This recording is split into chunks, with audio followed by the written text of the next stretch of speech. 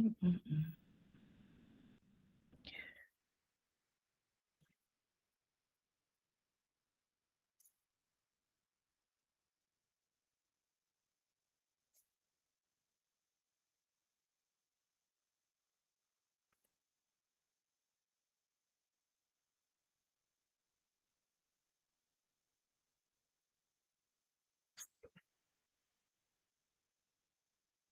Hi, everybody. Morning, everyone.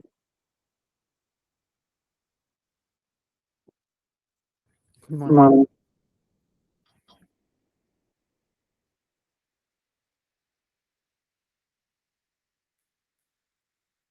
I have too many tabs open, like too many. 90% are ChatGPT. That's another story, but there's too many tabs. All right. Oh, you have. Okay.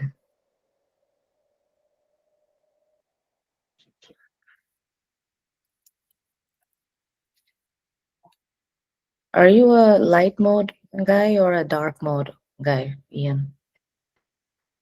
Mm. I don't, I'm not a guy who, if it's light mode by default, I go to change it to dark mode. So I guess I'm a light mode guy. I just go with whatever it gives me as the default, basically.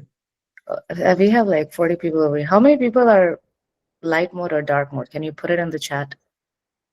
Are you a light mode person or a dark mode person? Let's see. Bhagyashri Katti is a light. What are you saying? I am heavily judging, say, light mode. What do you mean? Oh, my preference is like my sense of humor. It's dark. Do I have a future in stand-up comedy? Would you come to a show if I go and perform? You're super funny. Listen, if you guys don't come and if I go to a show, I'm gonna blame everybody. All right. Jocelyn is dark, dark. Viru dark. See, these are the people who I like. These are the people who are my people. All these light folk people. What? What do you mean? All right, folks. Today we have 236 people who have signed up. We will see how many people join. Nikhil Singla, thank you so much. That is my one goal, to make as many deranged, uncouth, politically incorrect jokes as possible. Can I tell you something, Ian? Which I put up this front of being very confident, but then this USCIS officer said that, oh, people, it is completely within the purview of CBP officers to check your social media, and sometimes they are taking grievance against the fact that you even make memes out of people in office. Yeah. I have made one too many Trump memes because he is so memeable. So Good thing you already have your green card. what am I safe though? I have no idea. How funny would it be if they say that, listen, we have a problem with you because you had a meme on Trump? Jeez. The only I'm thing that clueless. I the only thing that I keep thinking about is if John Oliver, after Yeah. making so much fun of the administration, could become a citizen, do I have a shot? I will come to you for legal representation if that Yeah. is necessary. Please defend me. I am undefendable. Yeah. That Yeah. stuff is, I've been detained at the airport by CBP because I was working on a case that involved travel to Pakistan.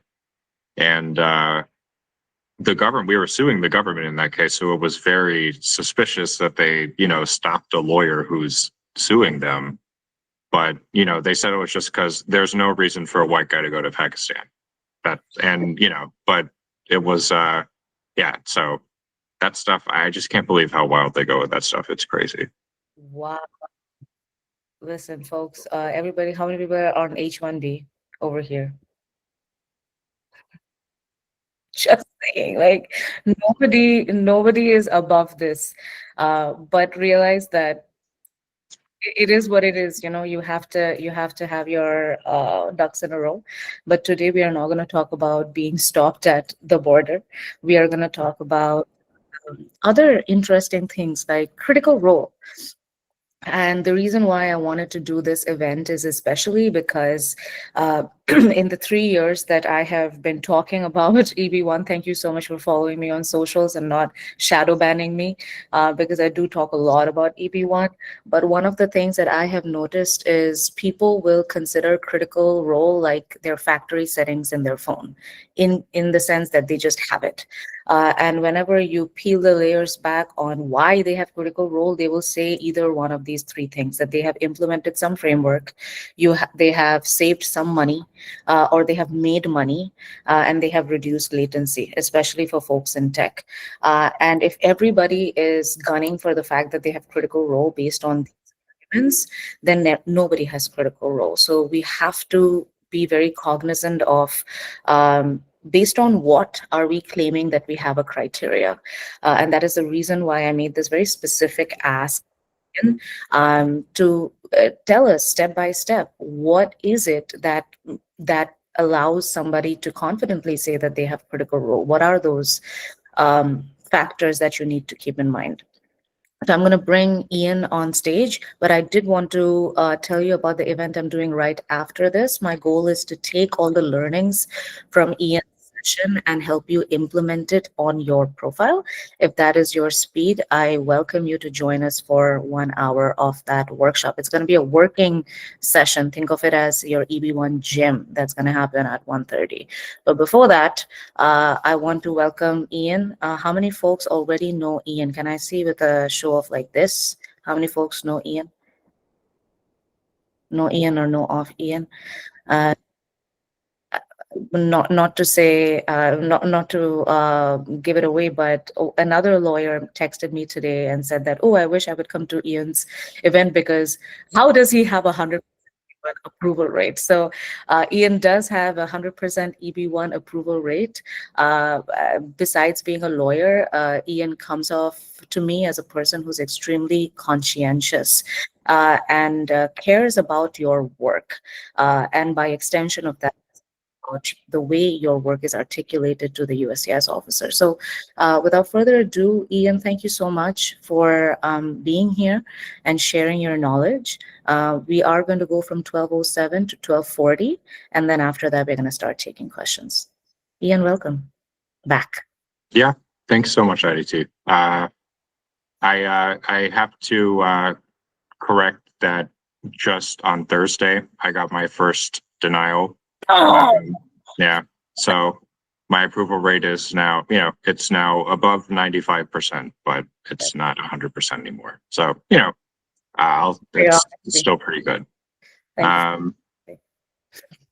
Yeah, let me also just start off by saying that I'm not a great presenter by any means. So I'm going to try my best, but, bear with me. And also, I'm going to try to leave as much of this as possible for Q&A. Great. So critical role, I mean, as a lawyer, one thing with critical role, and I won't go into, the basics of what it is. I assume everybody on this call knows about EB1A broadly. But critical role is like something, although it's not automatic by any means, it's notable because like everyone who applies for EB1A is going to apply for critical role. Like it's really hard to imagine a case where, nobody even applies for it. So in that sense, it's kind of the most important criteria, but, it really, most of the time it comes second to original contributions. I could do an original contributions one talk one day, but IDT has had a lot of good ones on her channel already. But critical role, even though like everybody has it, it seems to be a bit under discussed. So that's why this is the topic for the call today. I broke it down into like, 5 basic points that I want to make, and then we'll go through some examples of what I think are critical role kinds of arguments that are strong and helpful, and then those that are not. It's like low tier, mid tier, and high tier critical role arguments. So first, starting with the 5 points. The first point is that, generally you need to add a lot of context. You need to add a lot of information. I think one of the most common things that happens when I first start talking to someone is, they think, well, why would an officer want to know that? That's really granular and detailed. The officer is not an expert in my field, so why would I be sharing this with them? And those are all honestly kind of good questions, but the reality is that, it's something they really look for. They want a lot of detail, and they want to have enough context about your role versus other people's that they feel like you've made a strong argument. The standard, though, that you should be using, so it's like, well, okay, I could give them a million details, but when do I stop?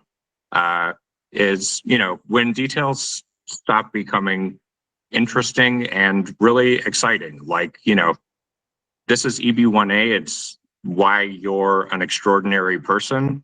And, a lot of people don't think about, in a legal context, needing to be interesting or having something that's exciting to read. Those don't seem very formal or kind of hard standards. But if someone is extraordinary, it should be pretty, interesting and exciting to read about them. That's very broad. We'll look at more of that in a little bit more, detail later. But just to make the point that they want a lot of detail. The second point, going back to my preface a little bit earlier, is that critical role often builds really naturally on original contributions. I've never done a case in my entire career where I didn't make an original contributions argument. Like, I would always argue original contributions of major significance. It ties really closely to final merits. When you're making an original contributions argument, it really just a lot of that same content is going to affect the final merits analysis. And then also, another reason to do that is that it's really, dovetails really well into critical role. So if you've made an original contribution of major significance while working at an employer, like, that's amazing prima facie evidence that you had a critical role for them.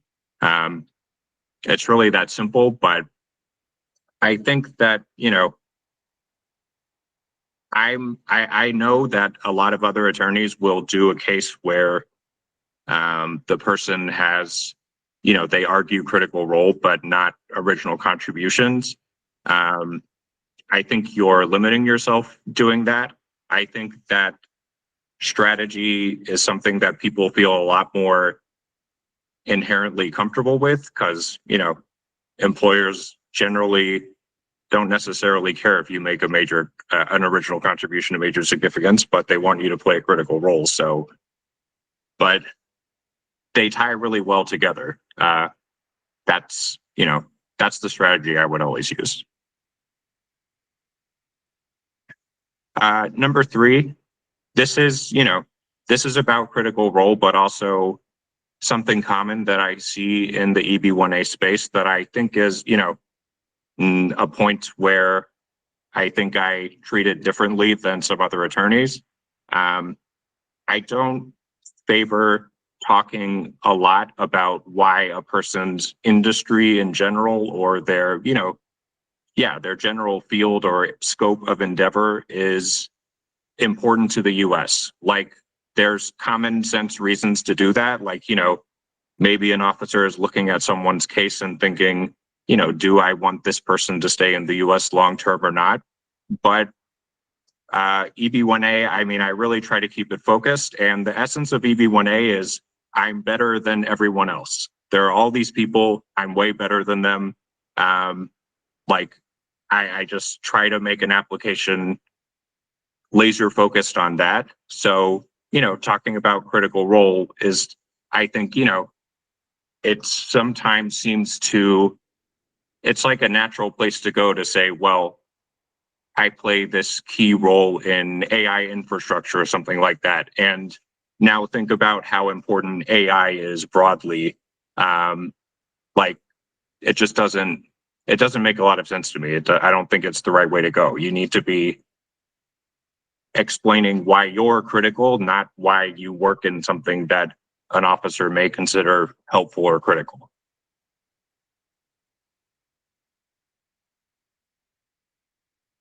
And then, point 4 is an extension of this. This is, this is one of the most common things I see. Like, I mean, let's be frank. Immigrants often come from cultures where it's really, not, they're not as comfortable bragging about themselves, certainly not as comfortable kind of putting other people down. If you work in a large company, like you can't be, you can't be like a cowboy. You can't, you are always thinking about the team and how you fit in the team. And that's like the right way to think in a company context. You would never want to, diminish anybody else even think that way. But in EB1A, that is what you want to do. You are like, you're climbing a ladder and you need to explicitly step on other people to, talk about other people, like literally other people within your company, ideally, people who have similar positions to you, and say, they don't do X, Y, Z, and I do. Their record of success is not as good as mine, something like that. Again, I think, in a sense that should be obvious about critical role, but the practical reality of working at a company and, you're going to ask someone for a reference letter. Do you really want it to sound like that? I mean, of course, you always have to negotiate things like that. But that's, I push people in that direction because I think it's important. I think it will be stronger and more compelling to an officer if you can, make that kind of harsh and stark argument and other people are not.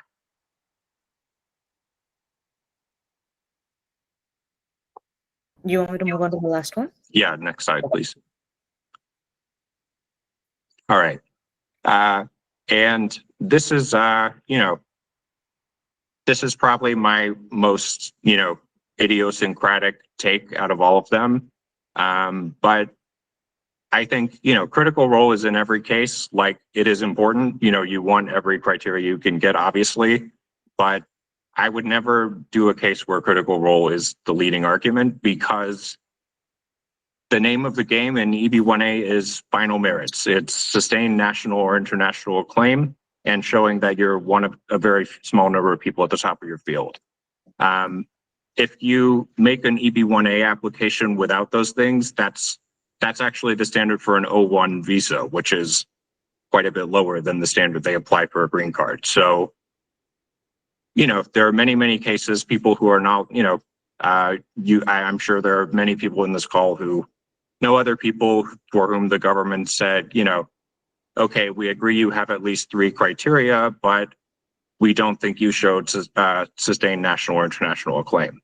I think that critical role actually sometimes backfires when you, make it too important to the application, because the government's favorite way to say that, their favorite thing to say when they determine that someone doesn't meet the final merits is, well, we agree that you showed you're very valuable to your company, you're like a great employee, but you're not EB1A. You're not, you haven't shown the final merit standards. And yeah, that's, so they often just work at cross purposes. So it's kind of a delicate balance of explaining enough about why you're important to your employer to get critical role as a criterion, but then also just not making that the centerpiece of your whole argument. the centerpiece of your argument should be about the things you did and the recognition you've received outside of your employment context. That's what's going to set you up for success. Can you explain a little more about like what cross purposes means? Yeah, absolutely. So, I mean, look, I'll just explain it very practically. Like a lot of people come to me when they've been working with another firm. Maybe they had a case denied, or maybe they don't like how it's going. And, you know, just it will literally be like the volume of text in the application is devoted so much to saying, I did this great thing, it really helped my employer. I did this great thing, it really helped my employer. That it's kind of like, you know, no matter how you specifically designate it, if you talk about that too much, because officers read these things really fast, like, you know, literally how you distribute the amount of text in your petition is like, you know, if you put too much in there, then the officer is going to come away with that, and then they're going to, you know, use a heuristic about what their favorite thing to say is when there's no, you know, when someone doesn't meet final merits, which is that, well, you're a really great employee, but that's not enough for EB1A. It really is that simple.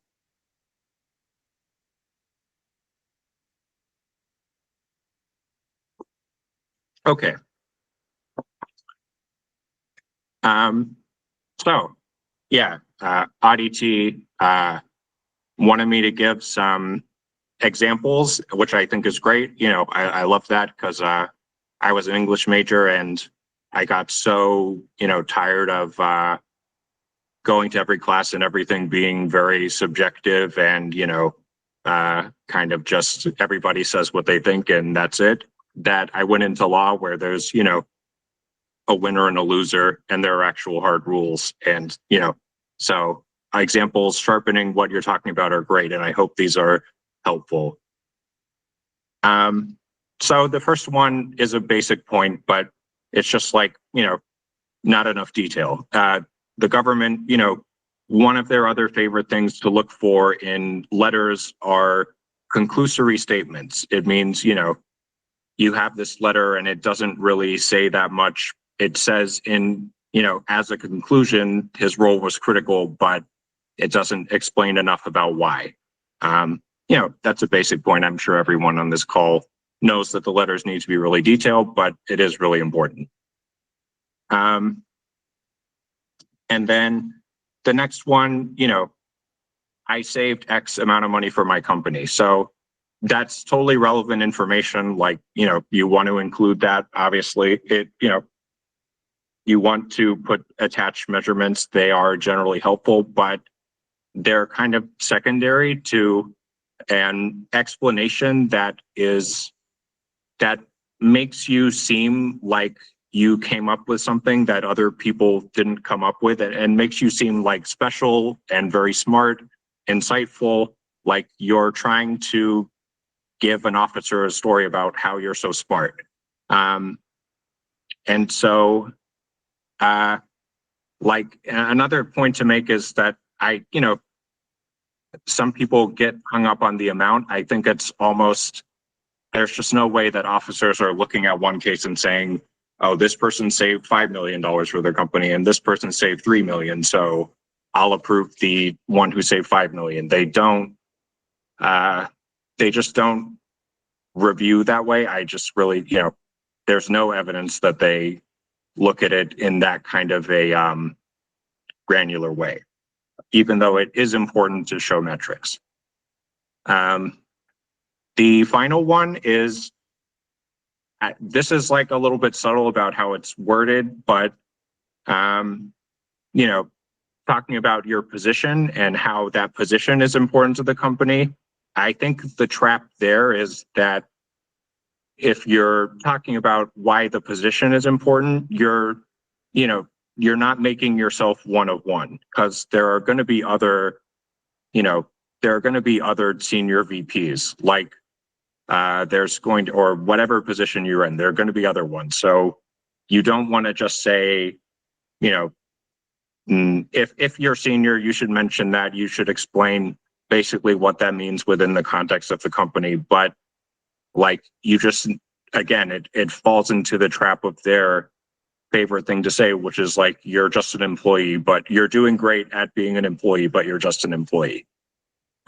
So it comes down to wording a lot of the times, but I see like,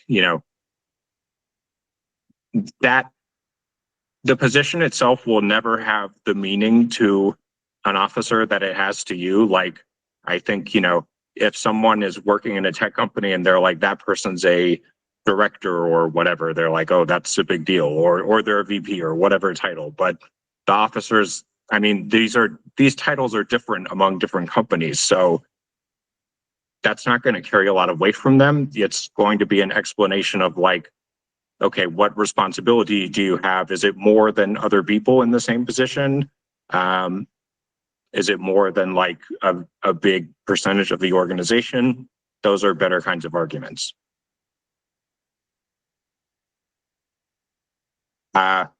So for the mid-tier examples, it's basically just how you can fix those low-tier ones. The first one, adding a lot of context. The second one, explaining in depth, like what you did to save all that money or generate all that money, or, they want to hear a narrative about what you actually did and why, in an interesting way. It should be interesting. And then for the last one, it's like, it's what I just said, but it should be, focused on you as an individual in your role, like not saying that because I am in this role, I have this authority. It's more like just, I have this authority. And then there are even, in the high tier examples, there are even better things you can say. Can we go to the high tier?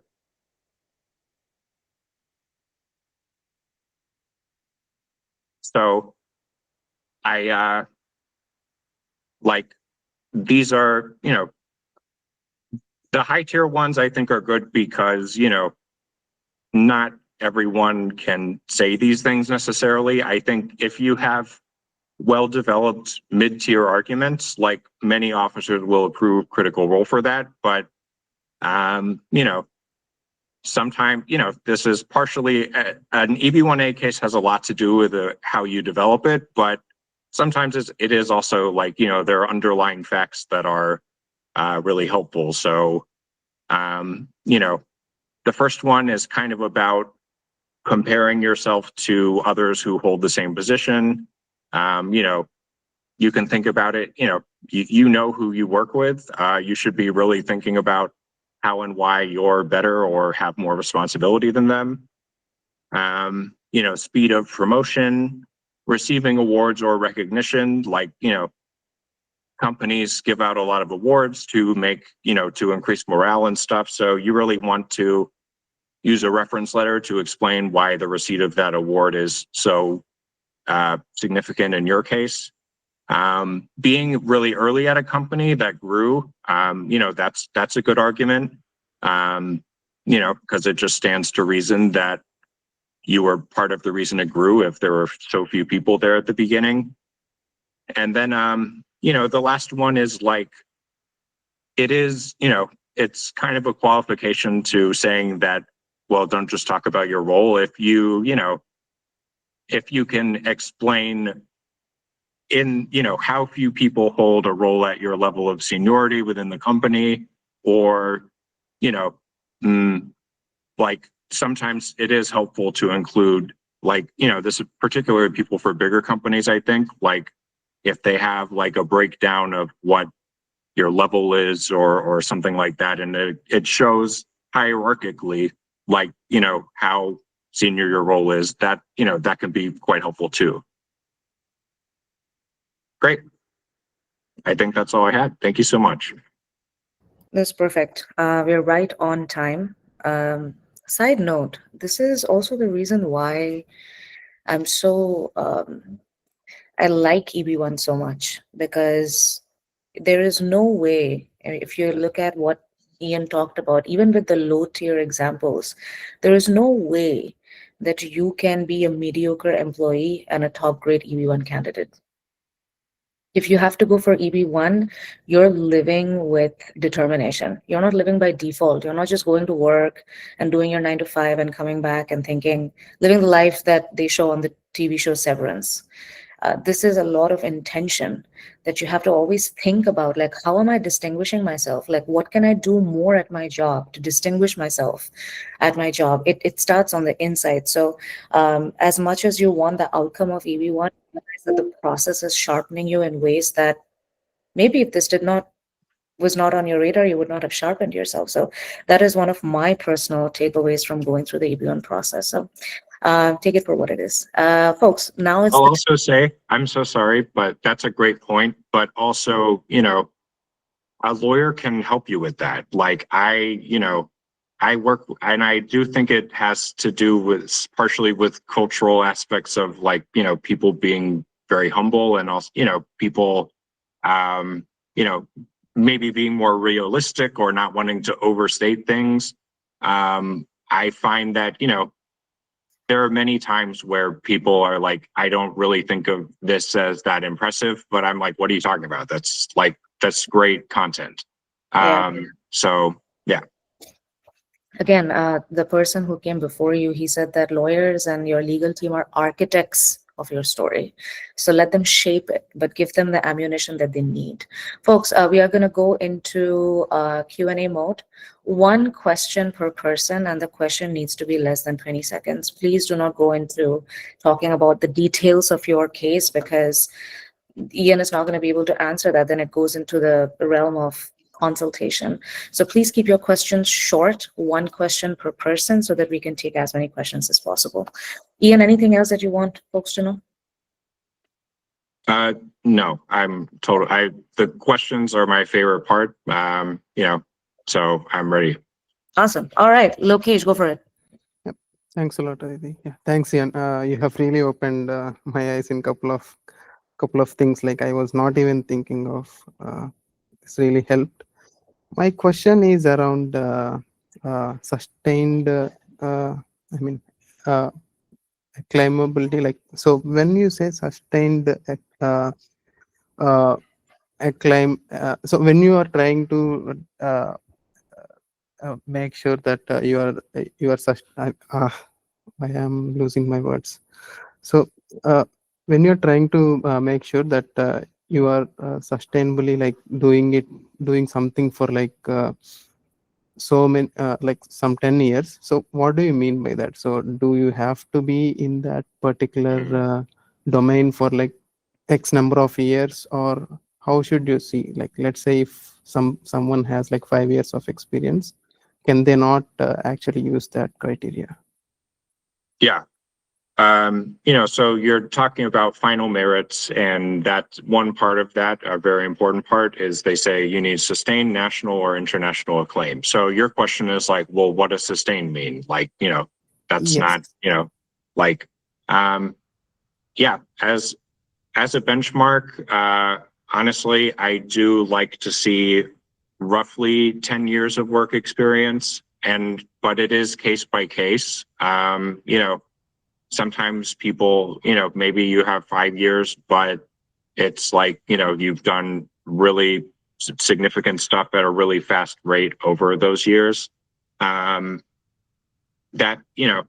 at the end of the day, there's no definition. They don't say like sustained means X period of time. It's just, and I think another element of your question was about working in the same field. So, like, sometimes people have such a dramatic career change that it can, it's like hard to argue that, you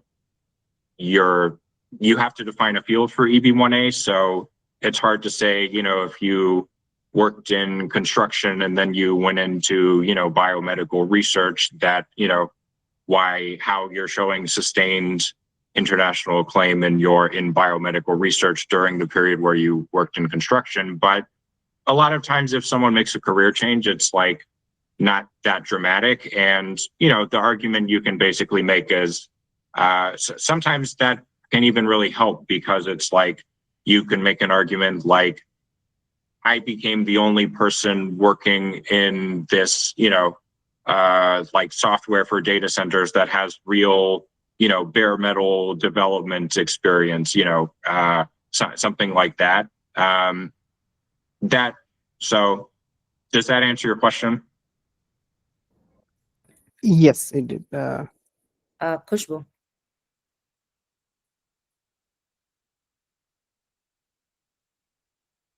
Khushbu?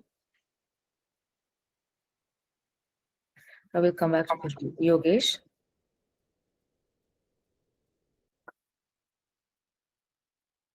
Hello, Aditi. Thanks a lot for organizing this session. So my question is about the critical role. So I'm asking how important is to work in a distinct organization? Like, Yeah. can all organization be a distinct organization? And if the previous work was like very, very critical in a distinct organization and now it's very critical, so whether USCIS will consider it as a downward trend in evaluating the total merit, Yeah. or what? Yeah. That's a good question, because, I didn't cover an entire side of this criterion, which is that it has to be, critical role in a distinguished organization. I mean, that was kind of on purpose, because for one, the organization is what it is. There's, it's not as like, it is what it is. And second, because if someone isn't given critical role, it's very likely, in my experience, because they don't believe the role is critical, than that they believe the organization is not distinguished. I can give you some examples of, organizations that have been considered distinguished in my cases. One is like a company that runs call centers. That company did have, hundreds, maybe thousands of employees, but, it wasn't like a Google or, Meta or something like that. Another one is a very small software contracts company. I think it had under 100 employees, certainly when it started, and then it did grow. I think that can be, it sounds intimidating, but in practice, at least, the way it's been, it's like not, they're going to focus a lot more on your role than on the nature of the organization itself, as long as there are some, positive, helpful things you can say about the organization. Could you give us some examples of those positive, helpful things? Sure. Like, it can be anything from their finances, like their number of employees, to more, more like detailed contextual things, like they did this organization did XYZ thing, which was important and helpful. It can really be a lot of things. I often work with clients at big companies, so it's honestly just a matter of, Googling, like, they're in the Fortune 500 or whatever. But you can, do something more bespoke than that. One question, one RFE that recently, it said, essentially it said that, well, your organization is good, but is it distinguished? Because like they were comparing it to their competitors. So if you would have gotten that RFE, how would you have responded to it? Yeah,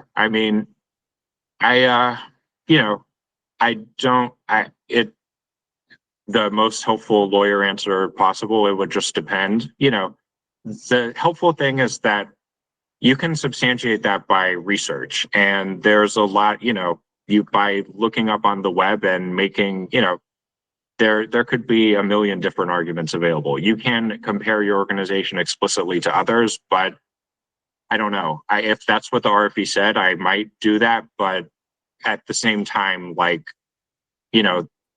it's hard to do a really valid comparison. There are like a million companies in any given space. So like what, it would, I don't know, that might be kind of a rabbit hole that I feel like is not that helpful. Yeah, I don't know. Sorry, that's the best I got for you. It would probably depend and, just try to see what information out there is good.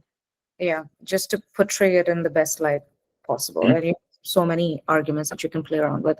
Khushbu says that she had audio issues. Khushbu, go for your question. Yeah, thanks, Aditi. Thank you, Ian, for sharing your insights. I have a question about one of the point that you shared on your slides, which I think was point number 3, where Mhm. you mentioned that critical role is not so much being about critical to the US or critical in Yeah. being in a critical industry. So if you could expand a bit more on that, because I have been thinking about my work in a way for a few months, that how it has helped the clients that I work with, and then how that further help them to help their end clients. So kind of going on to how the work could be extrapolated to show that how a normal person in the US is being helped with what I am doing. So you mentioned that instead we should think about why a person is critical, like a person in their role is Mhm. critical. So can you share some more insights, explain it, or show Sure. some examples? Yeah. I mean, um, I think EB1A is about showing that you're better than other people, like establishing a very clear hierarchy. It's not just like, I did this and it had this good effects. It's like, I did this and nobody else has done this. I did this and other people did this, which is, don't pay attention to that. That's lame. That's bad. That's, it's not the right way to do this task.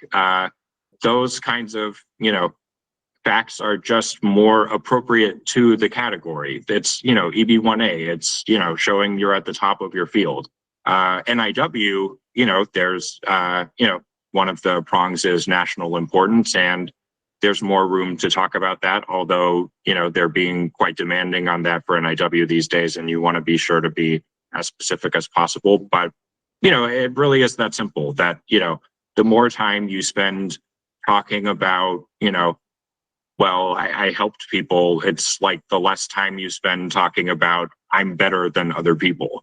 And I think because the officers have limited time and they read and try to they're basing their judgment on kind of just the impression they have and what they can remember. I think it's more like the competitive aspect is what they're looking for. I'll add a little more context to it because I know where Khushbu is coming from because I work with her. What happens is, like what Ian said is, and don't let me not put words in your mouth, Ian. There have been lawyers that have been on the platform. Like you said, that this is your personal take. Other lawyers have their takes as well. So, for example, one lawyer came on the platform and said that, oh, when I open the petition, I always define the field and give the officer some context. And in order to substantiate my client's work, I need to show how the field is important to the US. And since the USCIS officer is a common American in the middle of America watching this or reading your case, it's best to create that sense of resonance with them and show how your work affects them. So I'm curious to know, is the optimal solution then what you're saying and this, or is it an or that you're suggesting? Yeah. Well, I'm talking about the critical role criteria. So Sure. I do that too. In the beginning, in most cases, I define the field and give them some articles about the field. And, of course, in defining it, try to blow it up and make it, explain the importance in a helpful way. And then there's also, for EB1A, you need to show substantial continuing benefit to the US. That's one of kind of the more minor. It's typically been treated as minor, but it's just about what is critical role. yeah, it's, it's really quite hierarchical. And I, again, it's very simply often about like the balance of text. I want the officer, to just hear more times, more facts, more information about my applicant as an individual than about, because I mean, you have to realize like almost anyone can say that. Almost anyone can say that their field is important, and it's like true. Like everybody's work is important in some level, and EB1A is, I look for things that try to, distinguish the applicant more. Yeah, it's almost like working for the government. Everybody knows that the government is important, but just saying that the government is important and while you are an intern versus the governor is very different. Like you have to show that distinction of who you are and why you matter in a sea of other people who look just like you and are like you. Like, why do you matter?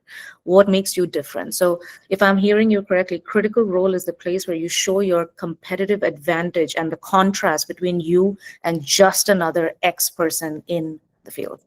Critical role and final merits, one of a very small number at the top of your field. That's one of the two key parts of final merits. And, that, final merits is where the action happens in EB1A. And, the criteria are kind of like, a vessel towards getting to final merits most of the time. Like it's kind of like the criteria are the chip and the final merits is the guacamole. And the guacamole is going to make it way, way better. Any food example is great in my dictionary. Thank you for that. Subhan, go for it. Yeah, hi. Thank you, Aditi, for hosting this. And Ian, I have a question to you regarding your point 4 on the presentation that you did, which says that it's better to compare yourself with the people that you work with to show how critical your role or contribution is. In that context, suppose we submit a proof of the citation record of your team member or some patents that you have more compared to your team. So what if USCIS pushes back saying that maybe you're not showing the entire team or you're just showing the people who are under you? You're not showing the entire team or the field as such. Yeah. It's a good question. I think, the answer is like you make the best argument that you can. Like, if you, if like you can really compare yourself to people who are literally in your same position along something concrete like that. I mean, I've never done that exact argument myself, but I think it makes sense. I mean, I think it's a good argument. It's always possible they can push back, but it's, I think the answer is like they often don't. And, there is like, you need to be honest in the application, of course, like everything, you need to give, you don't want to be so extreme that it just like doesn't even sound credible. But at the end of the day, kind of the only, the government, like they're in total control of this process. Like it's just an officer, they say yes or no, like, it's not like, you're fighting against another lawyer, like, and the lawyer there's no lawyer that's going to make the decision. But like, there's an asymmetry in this process, which is like, the field better than the officer. And if you can, present the field in a way that, just is intuitively compelling to someone who doesn't know the field, then, you're doing your job. You're advocating for yourself appropriately. Whether they buy it or not, they could always not buy it, but you do the best that you can. Thank you. Prahlad. Yeah, thanks, Aditi, for organizing session, and Jan, thanks for your insight into this one. I played this question, and as I'm hearing, my question's depth is getting changed. So let me say, but I think partly answered it. So, do USCIS officers evaluate the critical role criteria differently depending on their experience? And if yes, then like how it is different for senior folks? And yeah, so yeah, I have so many questions, but I will stick to one only. Thank you. Okay. Are you asking, like, tell me if I'm not answering it correctly, but my basic answer is yes, like some officers will want to see different things for a critical role than other officers, for sure. I think some of them, sometimes I feel like critical role has succeeded just because original contributions succeeded. And honestly, that makes a lot of sense to me. If you worked at an employer and you made an original contribution of major significance for them, which is, honestly quite a high standard, then to me, it's like, how is that person's role not critical? Others will, I think, RFEs on critical role, they, there's only so much you can read into an RFE, but it will often be about more like, the compare yourself to others based on like, what is your, like org chart, or what are the formal authorities of your role? What are the formal responsibilities? That kind of thing. So I hope that was at least partially answered the question. I can add to Prahlad what I probably, but I don't put words in your mouth, but this is reminding me of one of the first interactions that I had with Ian, where he shared the 9, like not the 10 commandments of EB1, but Ian Campbell's 9 commandments of EB1.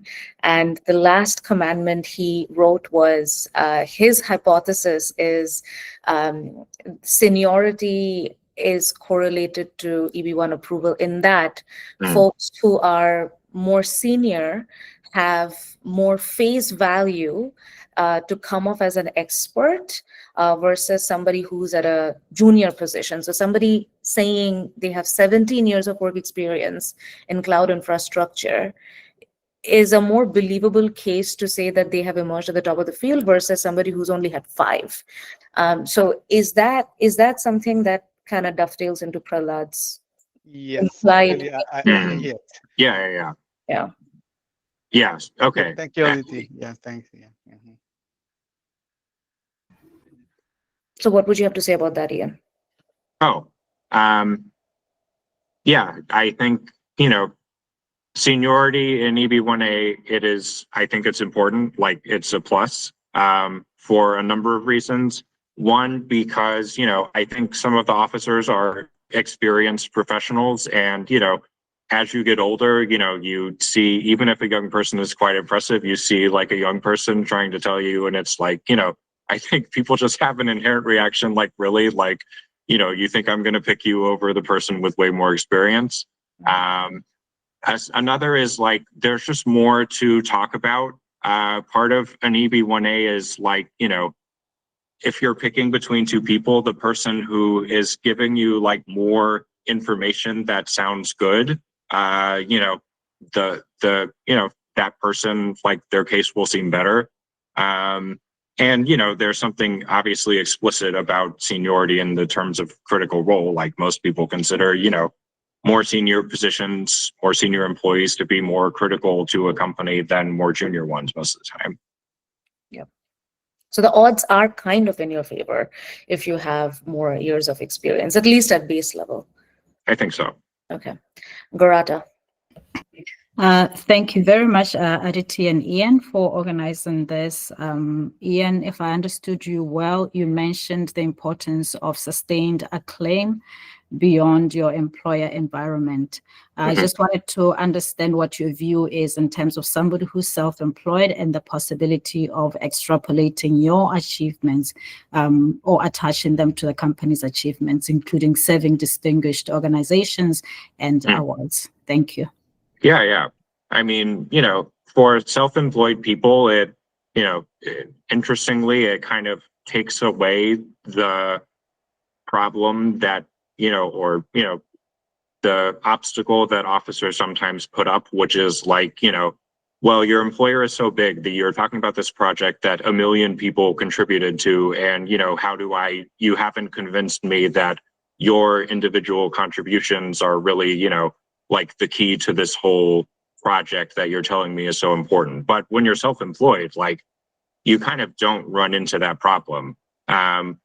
Still, just like anyone else, for sustained national and international acclaim, they want to hear about, like, the basic story is like, in my industry, everybody, things were like this, and it was like, it was fine. But then I did this, and it was great. It was better than all the earlier stuff. And then, most helpfully is like, other people started to do X, Y, Z because other things happened in my field, in my industry, because of what I did.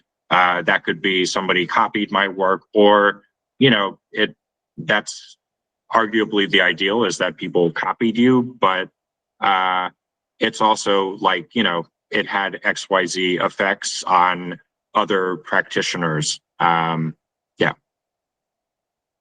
Can you Thank you so much for that. Yes. Can you elaborate on like how do you, because I've again like seen it in an RFP where somebody is like, oh, I did this and then my competitors did this, and then USCIS came back and said, well, we don't believe in this causal argument that you just made. This looks like coincidence. So how do you refute that? I mean, it's one of the, it's one of the highest level kinds of arguments that, it's like, if you can make that argument convincingly, it's really, like you've done a really good job. It just comes down to reference letters. They're so important to that process.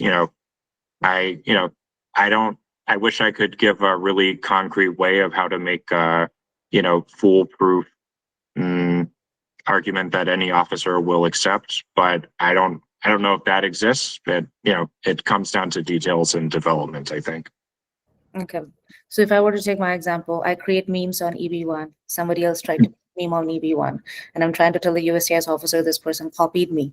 So then I'll probably go to Ian Campbell, a trusted expert in immigration, who will vouch for the fact that I have seen her create memes. Somebody else started creating meme. This was the lineage. Is that how a letter can be used? That can work. That's better if the person is independent from you. Another thing you can do is go to the person who copied you and say, yeah, we were influenced by this. It sounds, that I'm surprised at how often people can get letters like that, because, finding a letter saying like, yeah, I kind of copied this person, like that seems, wow, that's being really helpful. But, people do get letters like that. That's, those are kind of the things you want to go for. Okay. Even going to the competitor and asking that, hey, can you at least acknowledge?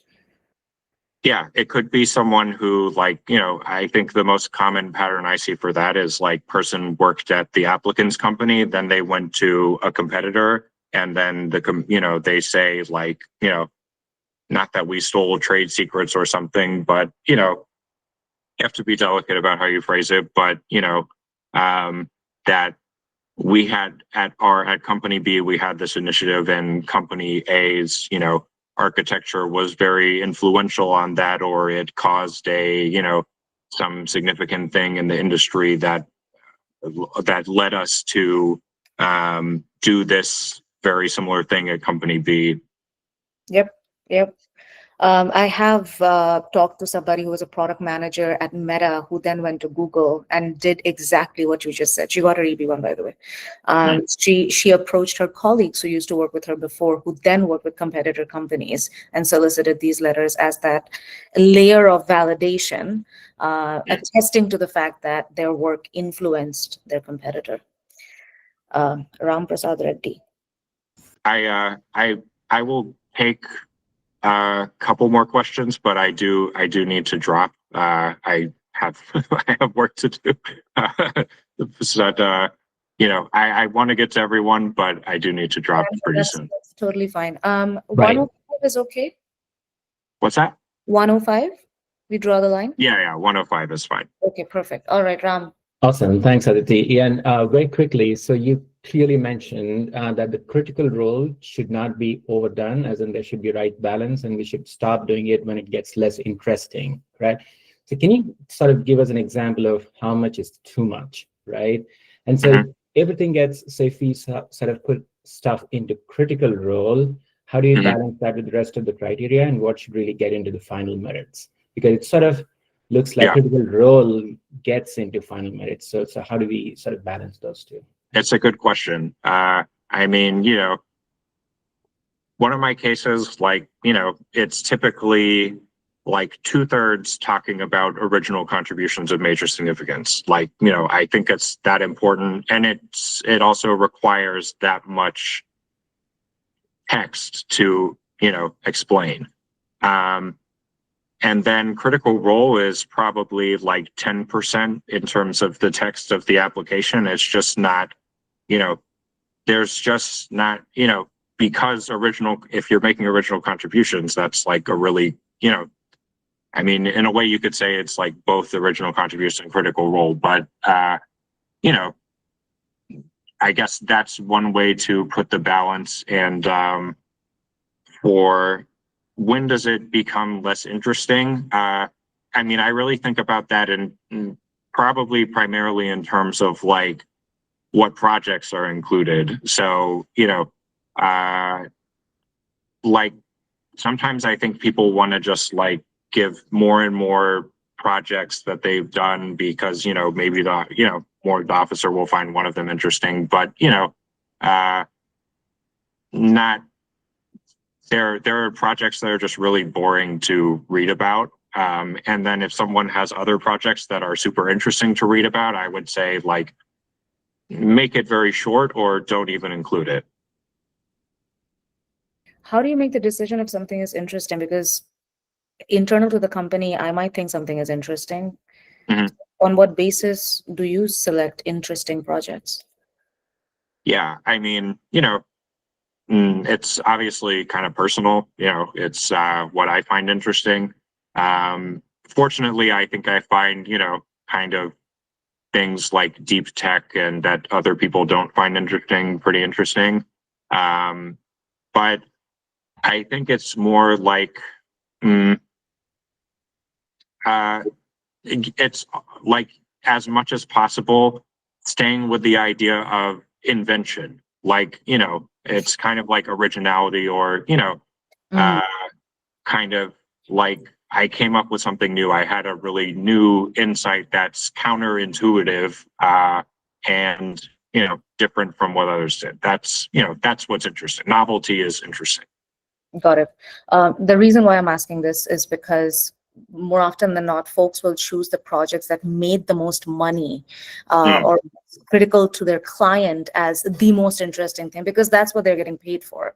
But in EB1, it's a completely different game that you're playing. Absolutely. So you need to be very aware you have to shift your brain. You can't use your 9-to-5 brain for EB1. So what Ian said, I think this is a brilliant insight that when you're thinking about, okay, which projects do I need to highlight? Think which is groundbreaking, think which is innovative, think which changed the game, and highlight that so it dovetails more toward original contributions. Is that right? Absolutely. Okay. Deep, and then we'll call it a day. Thank you, Ian and Aditi. I will try to make it short. So, Ian, this is about the fifth point you had about critical role, where you're saying that it is not a good idea to put critical role as a leading argument. So I have a very specific question. So if someone has shaped a decade in a certain company, and according to independent industry report, one in 2015, where it shows the company and its platform was at the bottom compared to its competitors. But in 2025, it is at the top compared to its competitors. And this person has made a significant impact in this journey. The company has won numerous industry awards. There are many media articles about this product of this company throughout these 10 years. And the person doesn't have original contribution because he works for a certain company and builds product for his customers. Then is it going to make the case really weak, according to you? I mean, I think, you might be defining original contributions too narrowly. Like, it doesn't mean patents or articles or stuff, those things can help. But, just because I talk to a lot of people who think that's, what you need for original contributions. I don't know, but I think just, the way I would answer the question is like, it's going to be a much better case if you talk about what you did or what the person did to, make all those great results happen and talk about it in detail and make it sound interesting than just, than saying, cause like, yeah, just, talking about the results. It's like, well, those are great results, but I don't really understand why they happened. I think if an officer feels like that, then, yeah, that's not an ideal case. You should focus on what the person did rather than kind of their status or even the results. You can talk, there's room to talk about all of them, but like just talking about what you did. The officer doesn't know you at all. They don't know what work you've done. Like, they judge people, I think, mostly based on the work that they've done. That's what will help an officer remember you and stand out to them. Perfect. Bye. All right, folks, it is time that we call it a day and let Ian go. Ian, one final question. Nobody knows this, but I do, because in multiple of our conversations, you keep using these two words, and I'm like, what does he mean by that? You always say, I try to appeal to the USCIS officers' lizard brain. So please tell us, like, leave us with 3 strategies or tactics you use to appeal to an officer's lizard brain. I mean, I think the first thing is like not trimming an application down from, information the officer already knows, like the law, making, like, a lot of it is trimming down, because when you need to read a case and just read it without thinking about it really, and if you keep formalizing everything, that's really hard to do. It should read like kind of closer to a novel or something than a technical manual. And I think officers also, there is a case that if you work in a field that an officer has some baseline familiarity with what you do, you're going to have an easier time. I mean, I work with a lot of distributed systems engineers, things where an officer really, is not going to have that much background at all. But, people like product managers or, people who work in a consumer space, I think honestly, I think, that's I mean, you can't really do anything if that's not where you work. But, officers do like to feel like they've heard of what you've done. So trying to do as much as possible. And a third thing, I don't know, just write well. Like, writing quality matters a lot. LLMs are really, they're really good at writing in some senses and in explaining things pretty clearly and writing technically, but they are really bad at writing, writing that's more trying to do something interesting or fun or almost entertaining. I find that they're so bad at that, even though they can write well. So I don't know. Yeah, that I don't really know how to systematize that, but writing well is really important. Okay, simplicity, relatability, and articulation. Yeah, great. Love it. Okay, awesome. All right, thank you so much, Ian, for your time, and for folks who devoted an hour of your life. Yeah, thank you. I appreciate that. Yes, everybody knows Ian's LinkedIn. If not, I will send you Ian's LinkedIn. Please feel free to connect with him, and I will see you when the next event occurs. Take care, folks. Bye. Thanks, y'all. Bye. Thank you. Bye.